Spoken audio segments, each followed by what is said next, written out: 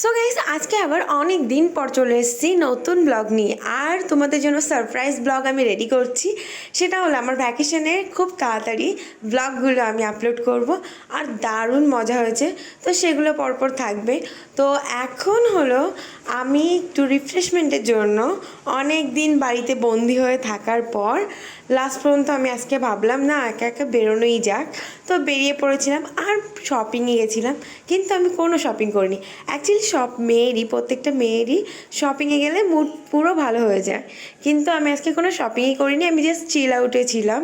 তো তারপরে কিছু খেলাম দিলাম, তারপরে হঠাৎ করে মায়ের ফোন এলো যে এক্ষুনি রিলায়েন্সে আয়, আমি কিছু জিনিস কিনবো। তো সেগুলো হলো ঘরের গ্রসারির জিনিসপত্র কিছু নেবে। তো সেখান থেকে মা আর আমি দুজনে একসাথে মিলে আবার শপিং করতে শুরু করলাম। সেটা হলো গ্রসারি শপিং। আর এখানে আমি নিয়েছিলাম, না ক্রেভিং হচ্ছিল চকলেট। তো চকলেটে এখানে হাইড অ্যান্ড সিকের আমি এটা খাইনি, আমি ডার্ক ফ্যান্টাসি খাই, কিন্তু এটা না ভালো ছিল না। তোমাদেরকেও বলছি, যারা ডার্ক ফ্যান্টাসি খাও এটা খাবে না, একদমই ভালো না।